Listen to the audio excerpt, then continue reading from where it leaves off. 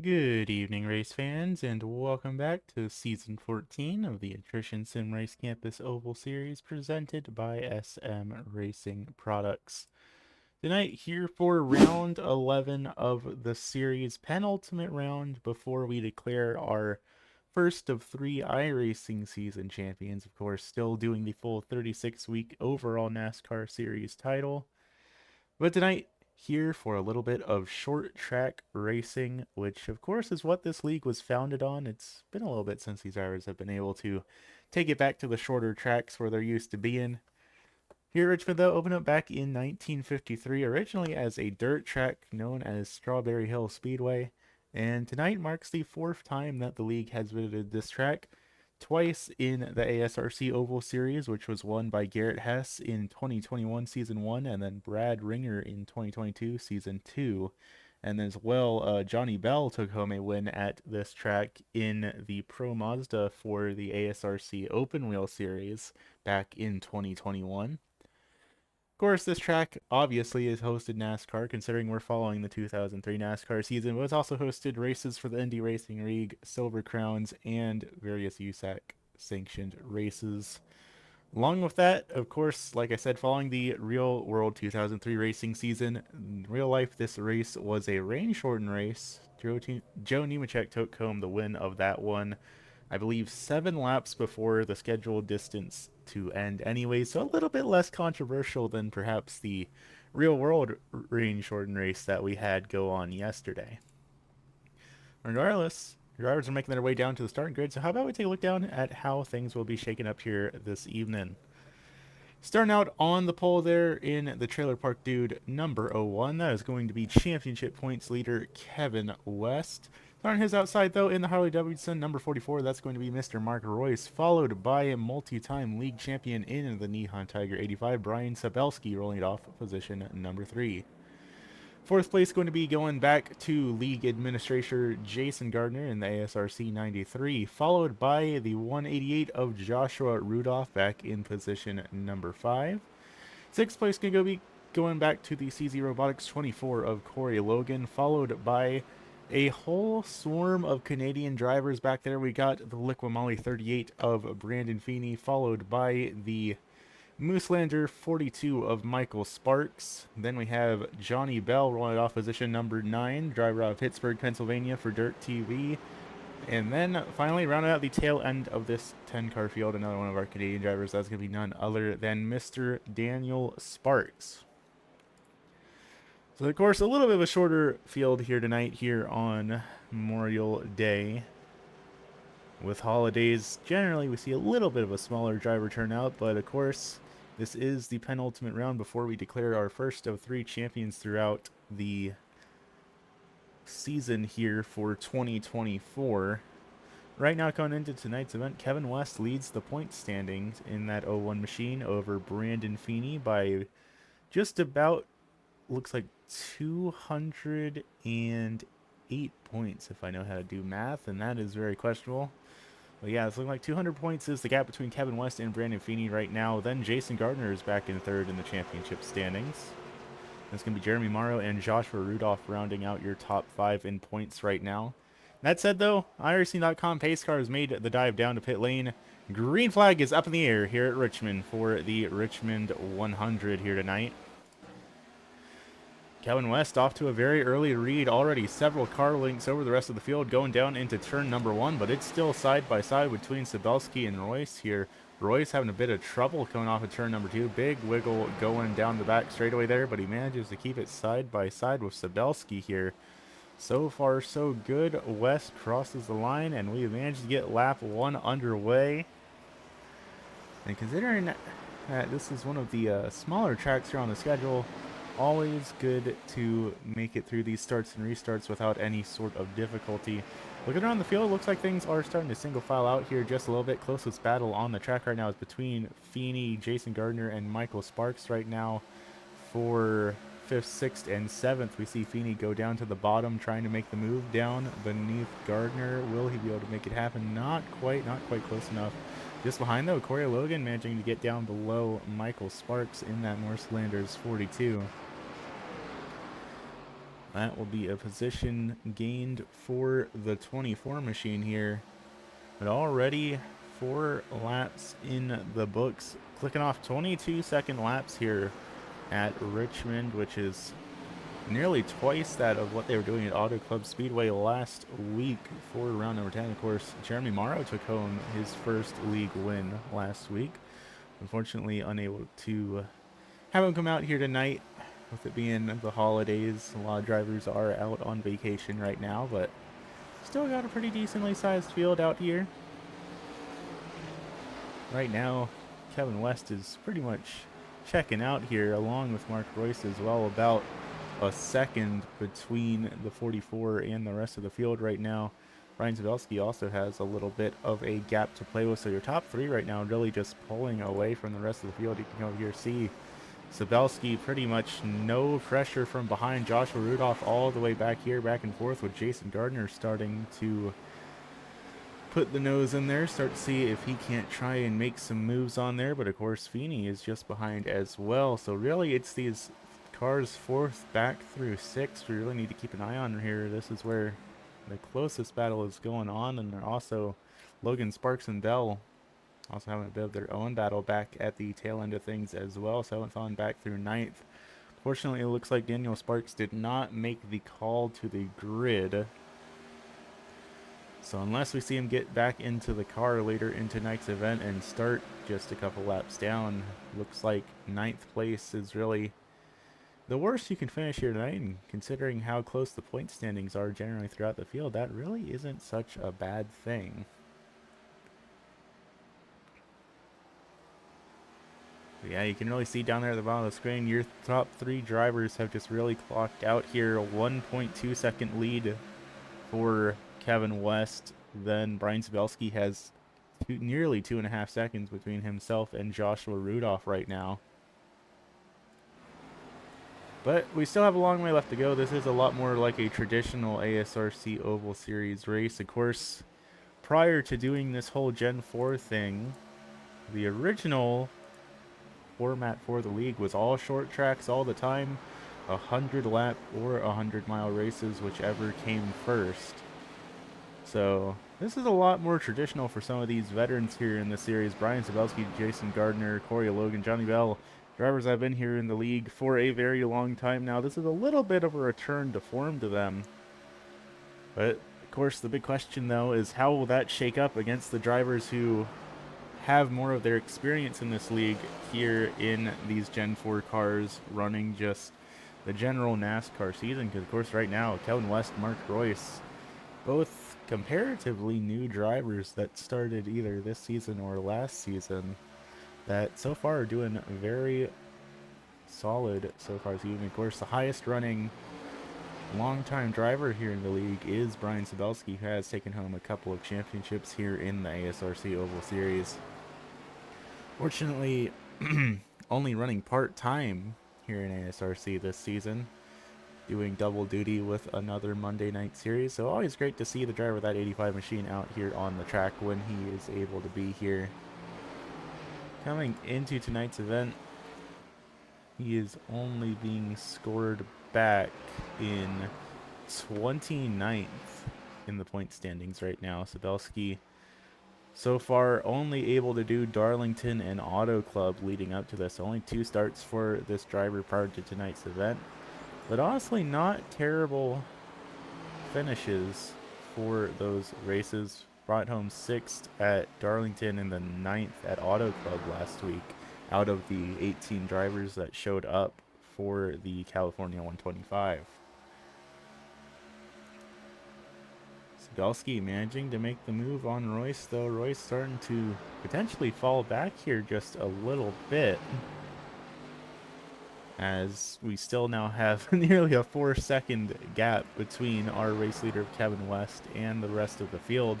And I'll tell you what, that is a little bit reminiscent to the older days of the ASRC Oval Series as well, where we would see runaway drivers like Tyler McRae and Mike Sukup, drivers like that just absolutely stole the show sometimes. Coy Hassler as well.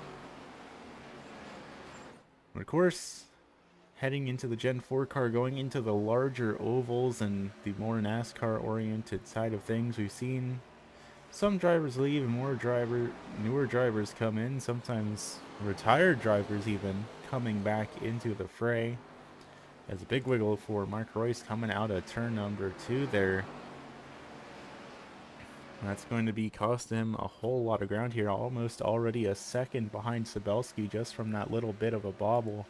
Just a little bit further back, Brandon Feeney is starting to close the gap on Joshua Rudolph here. Going down into turns 1 and 2. Feeney trying a little bit of a higher line there in that Liqui Moly number 38 machine. Feeney was the runner-up in the point standings just a couple seasons ago. Now currently running in second in the point standings here in this season. But it's going to be very difficult to close a 200-point gap for the championship points lead. I mean, he got around Gardner there, and we could potentially see him be putting the pressure down on Royce here in a few minutes as well. Already got that gap down to about 1.5 seconds. And let's see how the lap times look once we complete this lap, see how things are shaking up there. Right now, last time by, Feeney was about 5 thousandths of a second faster than Mark Royce was. So we'll see how things go once we come across the line this time by, see if that is consistent at all. And yeah, sure enough, this time by, Feeney about a tenth and a half or so faster than Mark Royce. So Royce is losing some ground here. Question is, will this speed hold up for these front-running drivers in the long run of things? Of course, our last short track race back at Bristol, well, actually that's ignoring Martinsville. Martinsville had a lot of cautions, but then Bristol before it was a caution-free race. So it's very possible, already 22 laps in the books, it's very possible that we might see this be another caution-free event at a short track. And sure enough, just like that, Feeney has completely closed the distance on Mark Royce. Royce definitely seems to be having some handling issues with that 44 last time by. 5/10 of a second, half of a second slower than Brandon Feeney's speed. So at this point, it's getting to the point where I'm wondering if Royce is trying to do some heavy saving here and maybe run an alternate strategy over the rest of the field, because Feeney closed that gap impressively quickly without a whole lot of effort there. Royce loses another position, falls back to fourth. Jason Gardner, Joshua Rudolph, Corey Logan all just behind as well, all waiting for their opportunities to try and make something happen up here as well. Still side by side for Feeney and Royce, but Royce just can't keep the power down up on the high line right that. Now we see Jason Gardner coming to the picture. Joshua Rudolph peeking the nose down there as well, going down into turns 1 and 2. Not close enough to try and make the move though. Royce drops down, tries to follow through behind Feeney, but he just doesn't have the pace to work with it. So Gardner pulls down alongside Royce. Rudolph waiting for his opportunity to strike here as well. So is Corey Logan just behind. Really, the whole back half of this field has gotten pretty decently bunched up right now. And sure enough, we see Gardner pull down below the 44, and Joshua Rudolph is going to follow him through there. That just leaves Corey Logan and Johnny Bell to potentially get around this 44 machine. I've got to think at this point that he's trying to save here, because we're only 27 laps in. I don't think the tire fall off is quite that bad, to the point that we're seeing Mark Royce getting close to a full second off the pace in just a matter of moments. Sure enough, Royce now back to 6. Corey tries to dive it in, not quite able to make the car stick, backs out of it. But we have Royce all the way back to the 6th position right now from running up in 2nd. And it's looking like that driver might continue to lose spots here as Corey Logan pulls down to the bottom, starts to think about making a move down to the inside. Manages to get up alongside that 44. Will Johnny Bell try and follow through? Looks like that is the game plan for that 27 machine. Up 1 position from where he qualified right now. Could be making it 2 once these two drivers try and negotiate their way around that 44 machine. Mark pretty much just keeping it up to the high line right now, and the rest of the field just is rolling on by. Michael Sparks looks like he had a bit of trouble as he's currently being scored a lap down, 12 seconds back from the battle that we're seeing going on right here between Royce, Logan, and Bell. I'm not quite sure what prompted the 42 machine to lose that much ground there. Corey once again pulling down to the bottom in that CZ Robotics 24, but not quite able to get the momentum off the corner they need to get around that 44 machine. So for the time being, the sinking through the field that Royce was doing seems to have been put on a pause, but now Johnny Bell's looking to see if he can't make the move on Corey Logan instead, and he's going to send it in there and manage to make it happen. Not quite able to clear with Corey though. Corey gets the better run on the high line, and while Bell manages to keep it down there, it's actually starting to look like maybe Corey runs a bit better on the high line than Johnny does, as we have potentially trouble. Sure enough, there's a car around on the speedway. That is Michael Sparks, stopped at pit entry, and he is going to take the tow down to pit lane. Caution flag will not fly here. Well, let's take a quick look back, see what happened to the driver of the Mooselanders entry. It's currently about 12 seconds back and a lap down at the time of this incident, going down into 3 and 4. Tries to bring it down to pit lane. Doesn't get the car stopped in time. And it looks like that's going to be all she wrote for the driver of the 42 machine.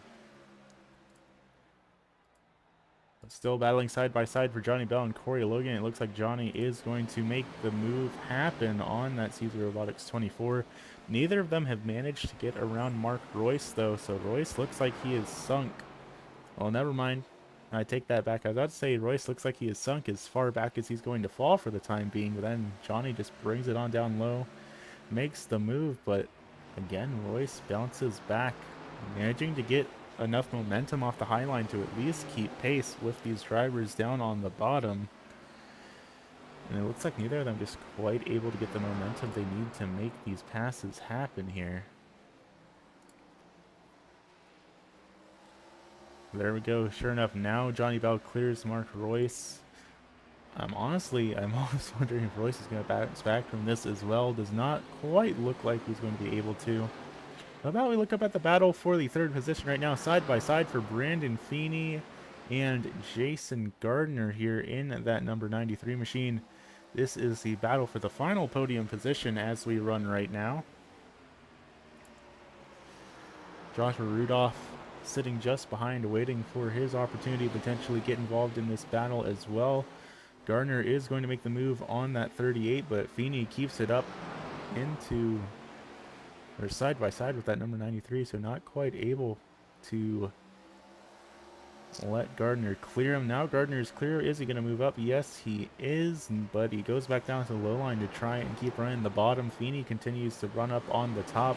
He is losing the momentum now, and there's Rudolph pulling up alongside him now. Rudolph sending it in deep, making a little bit of contact, trying to get hard on the brakes there to avoid that being any worse than it needed to be. But that is going to allow Gardner to secure the final podium position for the time being. And already 40 laps in the books, and actually a little bit of damage to the right front on the 38 machine of Brandon Feeney. Not quite sure where that damage came from, but that could potentially be hurting him in the long run. Speaking of drivers who are having trouble in the long run here, Royce has officially fallen down to the 8th position, so the final car still running on the track for the time being. Corey Logan manages to make the move around at that 44, and it looks like Michael Sparks potentially has retired from tonight's event. I don't have 100% confirmation on that, but we might see both of the Sparks drivers out of Canada having retired from tonight's event. So that leaves just Brandon Feeney waving the Maple Leaf banner here tonight, running up in the 4th position right now. Currently still in the closest battle on the speedway. Of course, this is the battle going on between himself and Joshua Rudolph for the 4th position right now. Jason Gardner's pulled away by about a second from this battle going on for 4th. Ken West, though, so far has led every lap of the race, currently at a 13-second lead over the rest of the field. This is by far the most dominant that we have ever seen any driver be so far here this evening. We did get word from Michael Sparks, though. He is not out of the race quite yet. He has roughly 8 minutes of repairs due on that machine, presumably from that slight impact with the pit lane attenuator, bringing that car to a stop. So while he will be coming back out on the track a couple laps down, not out of tonight's event in that Mooselander number 42 machine. Coming into tonight's event, being scored back into the 9th position in the championship standings, right behind Michael Moultrie and Corey Logan. Michael Sparks is still in some points battles with all of these drivers, just ahead of Garrett Streets, just ahead of Daniel Wiles and Daniel Sparks, who are 10th, 11th, and 12th respectively. And all this is all a matter of like 20 or 30 points in between this whole spread of drivers here. So while it is a good 500 points back from the championship leader, there is still stories to tell all throughout this field, all throughout the point standings, for all the battling that has gone here in the ASRC Oval Series. And of course, there is still the overall 36-week championship to look at. Realistically, we're not even a third of the way through it. So who knows how the points picture will be looking when we get into August, September, October. And that's still a long way left to go for night. We still just need to get through Richmond and then the Charlotte 150 to crown our first iRacing season champion of this NASCAR Gen 4 season. Joshua Rudolph going to be the first driver to come down pit lane here, at least for a scheduled pit stop. Everyone else looking like they're electing to stay out, so a little bit of an alternate strategy here for the number 188. I would imagine we're going to see 4 tires and fuel, but let's keep an eye on him. Who knows what he might just be getting up to here. Of course, with only 10 drivers on the field, quite a drive through pit lane to actually get down to the pit box, as we do see our race leader electing to come down now in the 01 machine. And sure enough, 4 tires and fuel is going to be the call for Joshua Rudolph. Now we see our race leader making his way down in the Trailer Park Dude 01. Current championship points leader, making his first pit stop of the evening right on the halfway mark. And I mean, it makes sense. A shorter race like this one. I mean, we might see Bell, we might see Feeney try and stay out and do something funny here, but for the most part, I'd imagine we're going to see the majority of the field start to come down pit lane here. And sure enough, Brian Sabelski, Jason Gardner, both making the call to come down pit lane now.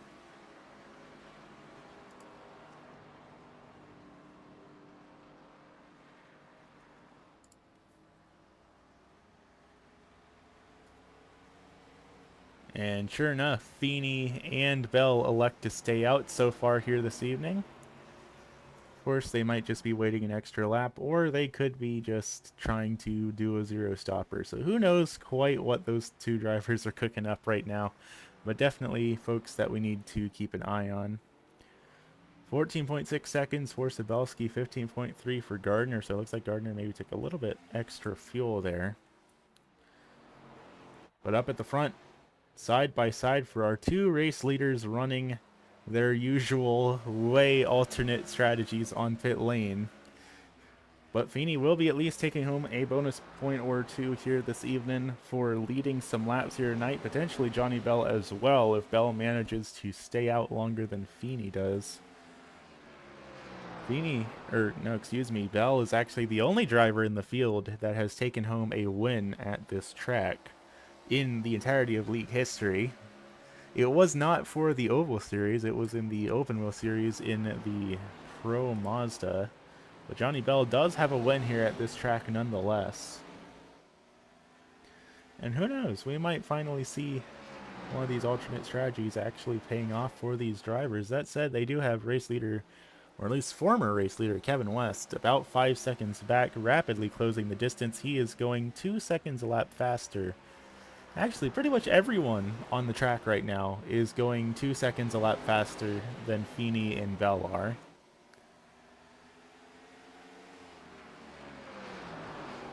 So that leaves just Feeney, Bell, and Mark Royce also has not come down pit lane yet in that number 44. There is the Nihon Tiger 85 of Brian Sabelski, though, looking to unlap himself, and he manages to do that without too much difficulty. And it looks like Feeney's starting to slow down just a little bit, so we might see Feeney come down this time by, maybe, or he might have just been lifting to let Sabelski unlap himself there. He has pulled a little bit of a gap on Johnny Bell, though. I think at this rate, Johnny is just hoping that Feeney will pit before him so he can pick up a bonus point for leading a lap, but I don't think that's going to happen because there is former race leader Kevin West on those new tires, making his way through, taking no prisoners as he absolutely sends it through there. Here takes the race lead once again. Jason Gardner in that number 93 now, looking to try and unlap himself, and he manages to do that there. Well, except for Mark Royce. He still has, or no, Kevin West. Ooh, names are hard tonight, race fans. So Gardner has not managed to unlap himself quite yet, because he would have to get around that 01 of Kevin West. But sure enough, Johnny Bell and Brandon Feeney are both still committed to the bit here. I don't know if they're going to be able to make it a one-stopper, but they certainly seem like they're going to try. Mark Royce, however, did finally, or is now making the call to come down pit lane, so that will leave just Feeney and Bell still electing to stay out on the track here this evening. And it's still looking like about 2 to 3 tenths of a second dividing these two drivers. Really only about a car length and a half between the two of them. And while the rest of the field sails by on these newer tires, these two are still absolutely committed to running their alternate strategy. And I'm curious to see how it plays out for them, because I mean, it's going to be hard for Gardner and Rudolph and Logan to all unlap themselves off of Kevin West, just with how much speed Kevin has shown throughout tonight's event. Nope, Feeney is making the call to come down pit lane. Johnny Bell stays out. So that leaves just Johnny running this alternate strategy now. I'm curious to see how long he's going to commit to it. We have seen Johnny take home a podium finish running a nose stopper. I believe it was back at Concord where he managed to pull something off running a no-stop race when everyone else in the field pit. But so far has not managed to turn it into a win.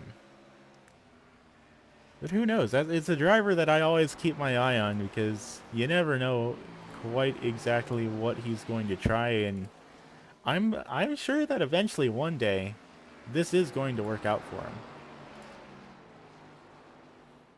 I simply respect the commitment.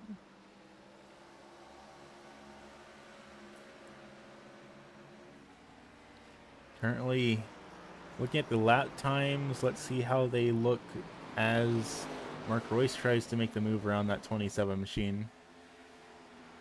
Let's see how the lap times look as we cross the line this time around.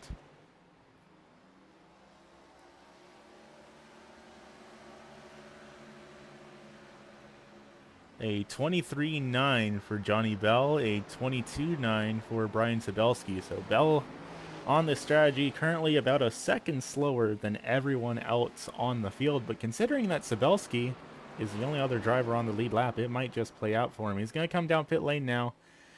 He's made it 2/3 of the way through the race, so it's just pretty much a big question of will 16 or so lap newer tires be enough of a speed difference to make something happen here. That now leaves just Kevin West and Brian Sabelski on the lead lap here with a 22-second deficit between the two of them. And we see Sabelski here trying to see if he can't get around Feeney.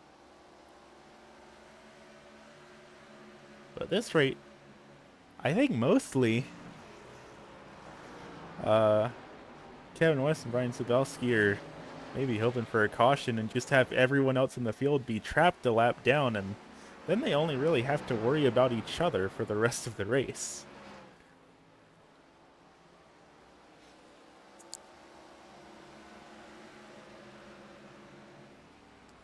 Johnny managing to make it back out on the speedway here.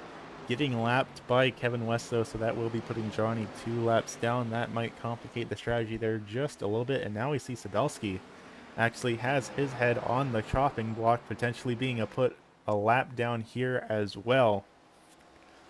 Depending on how the end of this race plays out, we might just see Kevin West be the only driver on the lead lap. And I'll tell you what, race fans, it'll be a long, or at least it has been a very long time since we have seen a shutout like that. But sure enough, as it stands right now, Kevin West is the only driver on the speedway that is on lap 71.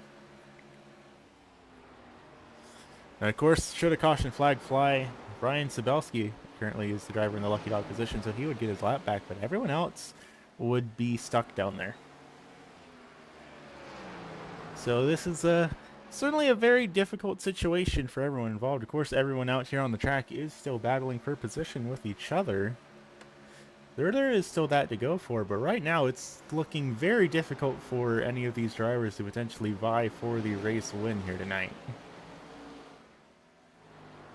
But of course, still just shy of 30 laps to go. Anything could happen here, and we have certainly seen a whole lot of strange things here in the ASRC Oval Series. Of course, plenty of times where we've seen teammates take each other out from the race lead in the final 5 laps. We've seen drivers who are reading the race with as much dominance as Kevin West is running out of fuel on the final lap. It could be anything here tonight, race fans, so I'm not going to write off Kevin West as the winner quite yet here tonight, but certainly he's got something working for him under that 01 machine with a 24-second gap over the rest of the field right now.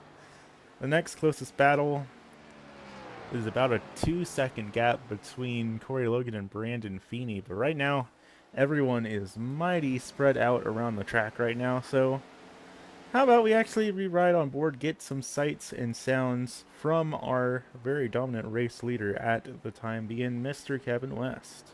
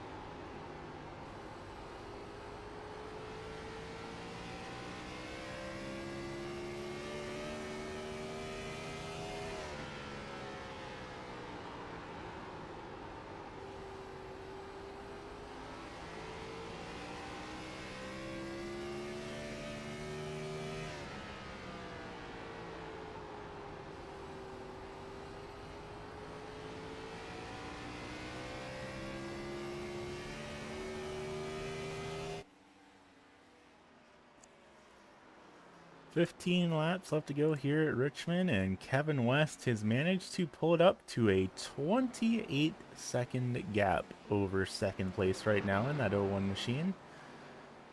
Tell you what, it has been a heck of a run from the driver of that 01 machine, and it looks like tonight he's going to be making that championship points lead grow even further, as Brandon Feeney, running back in the 5th position right now, is the driver second in the point standings. However, Jason Gardner is back in 3rd in the points and running 3rd in the race right now, so we might actually, depending on how drop weeks shake up, potentially we could see Gardner pass Feeney in the point standings here after tonight's event. Not 100% certain on that. I don't have the math ready to go off the top of my head, but we might just see that happen.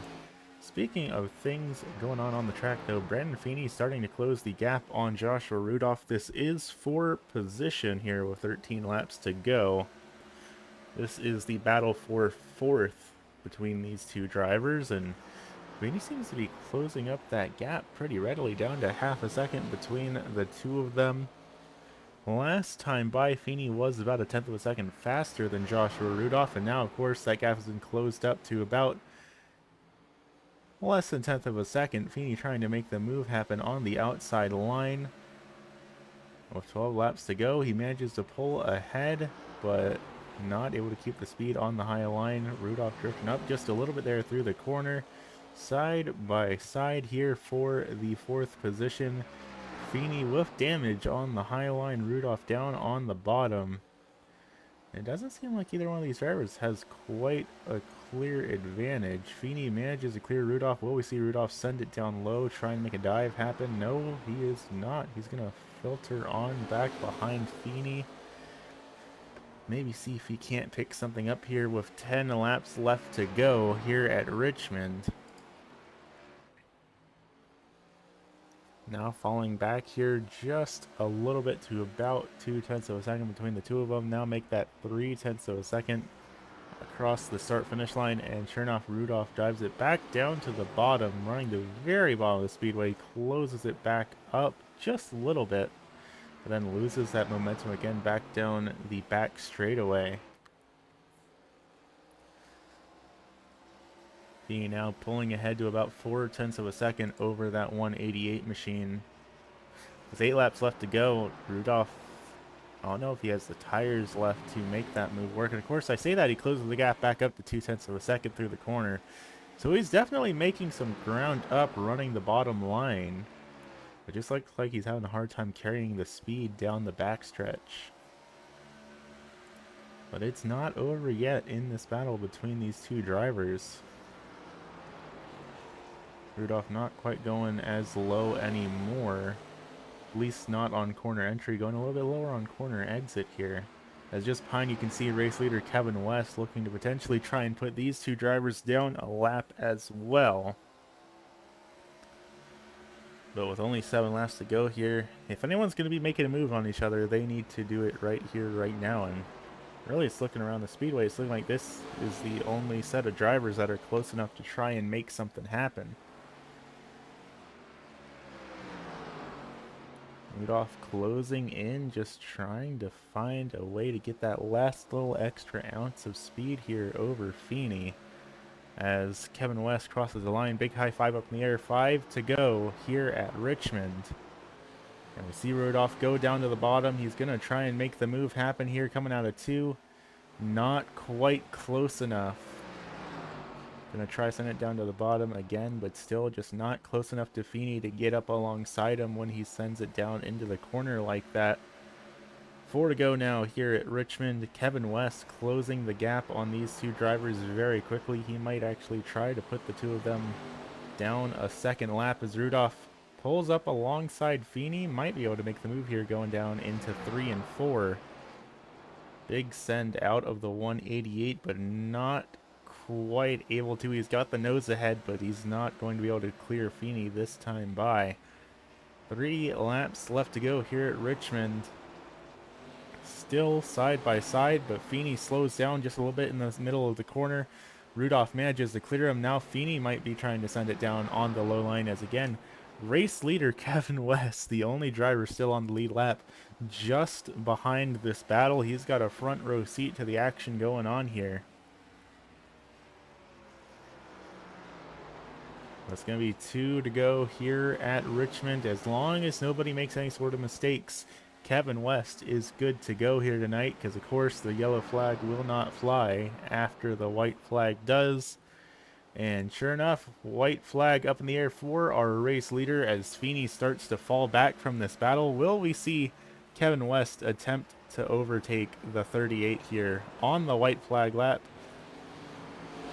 Not sure enough. He might actually do it here. White flag up in the air here at Richmond. Just 2 more corners to go for our race leader of Kevin West. And sure enough, Kevin West takes home the checkered flag here at Richmond without really any sort of contest. Brian Zabelski bringing home second with a 2-second gap over Jason Gardner, who rounds out the tail end of the podium here this evening. But it's going to be Kevin West taking home the grand... No, this isn't Martinsville. There's not grandfather clocks here. You know what I mean.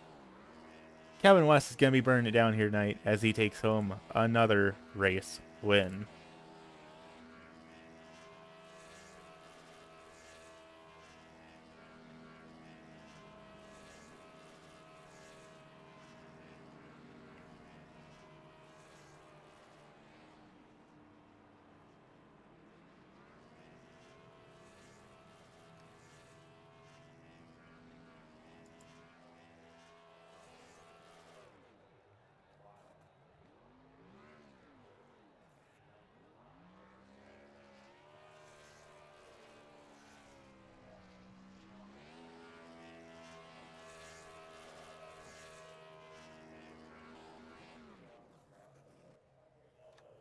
Alrighty, race fans, don't go anywhere. We'll be back here in just a moment with some words with your top 3 finishers.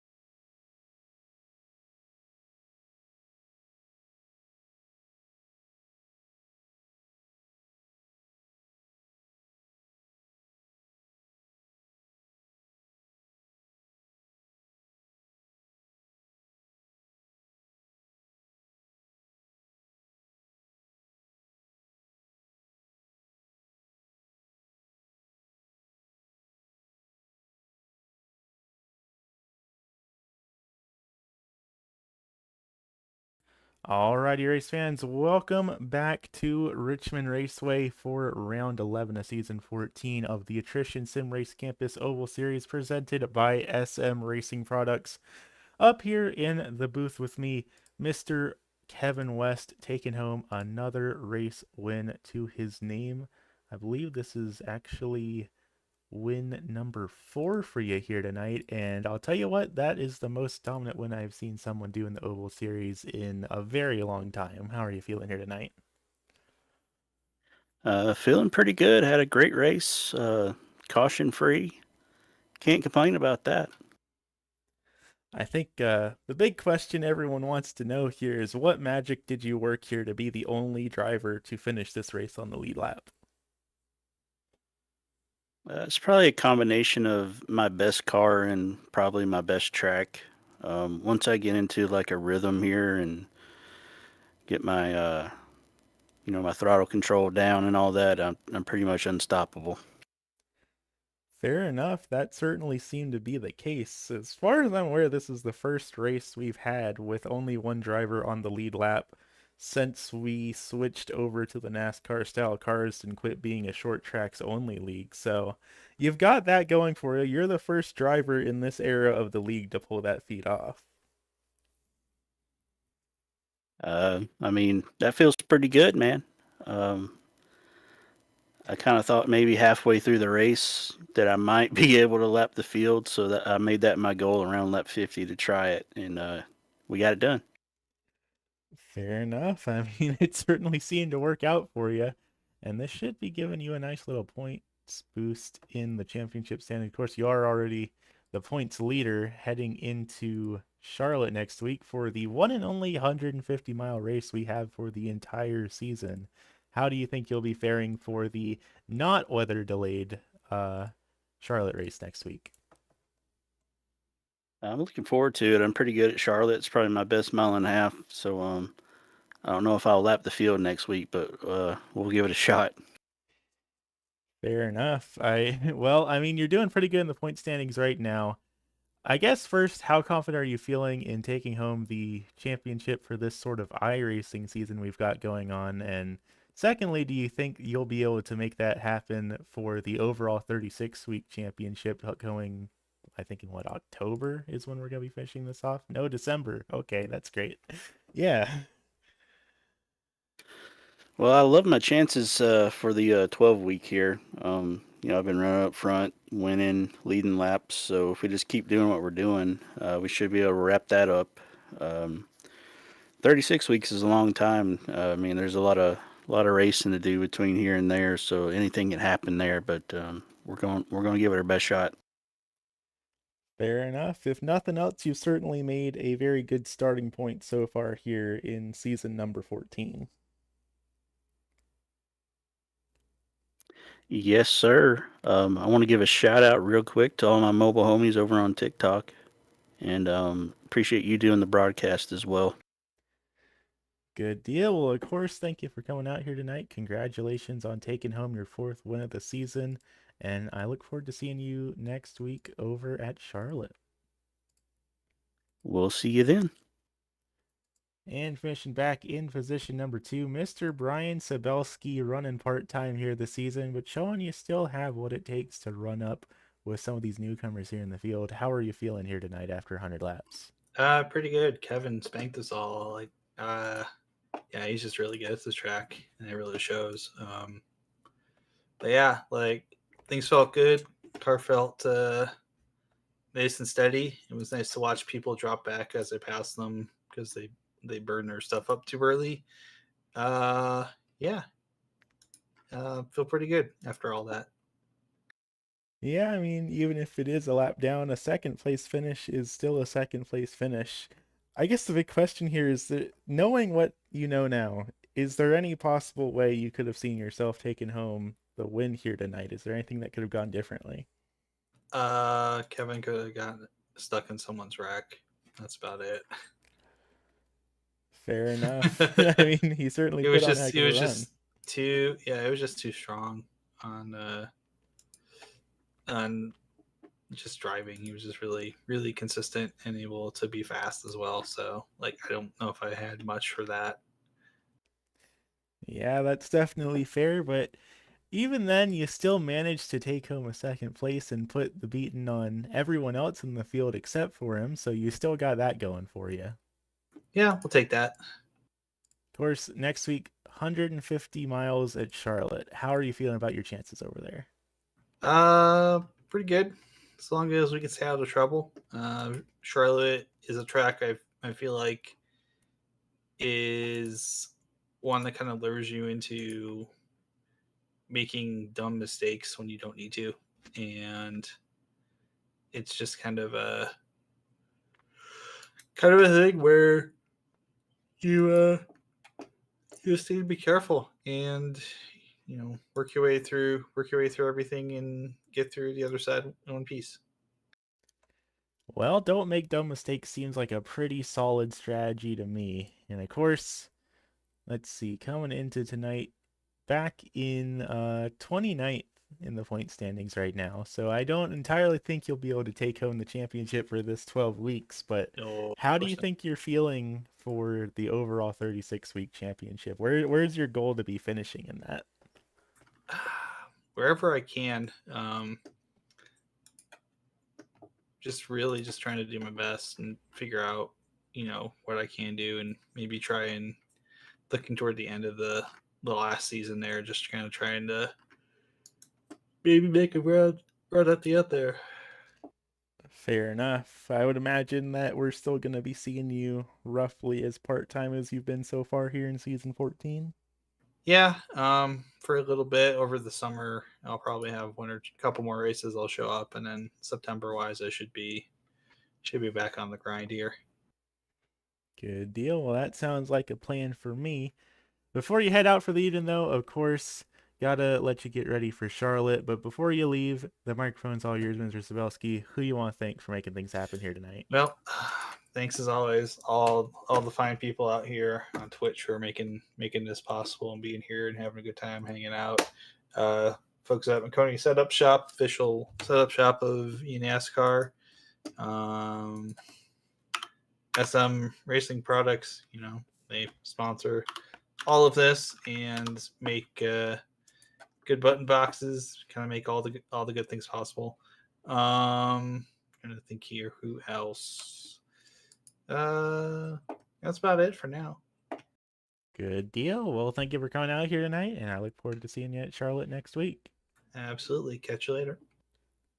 And finishing back in position number 3, Mr. League Administrator Jason Gardner. Not the first time I've had you up here in the broadcast booth here this season. How are you feeling to be up here again tonight? Feeling a little wore out after those 100 laps. Trying to spent most of the race trying to catch Brian.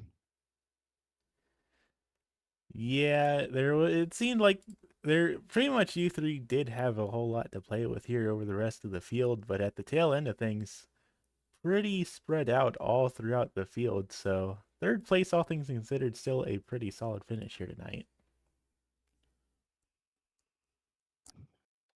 Yeah, it's a.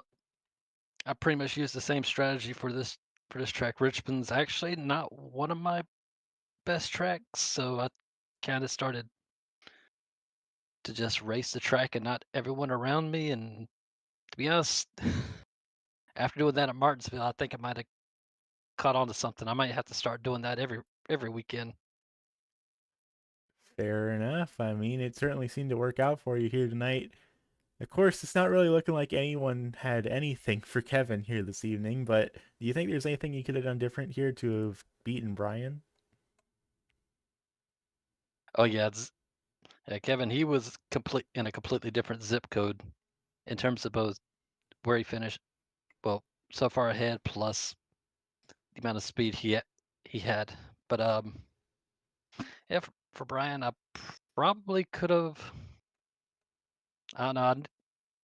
It's really wasn't a whole lot couldn't do. Is he was much faster than me on newer tires, and by the time I actually managed to get the speed to actually catch him, that was when both we went into pits and checker flag. So I probably could have got up to his rear bumper if I made a few less mistakes, but I probably would have still ended up with a third.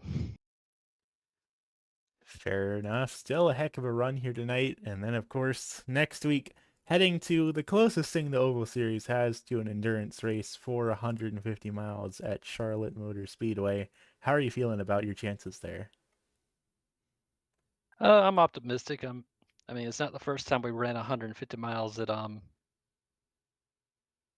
Charlotte. We've done it before with the ARCA car, but now now we're going to be there with a car that's got 100 extra horsepower and a couple of gallons less of fuel. So it's definitely going to be a completely different strategy.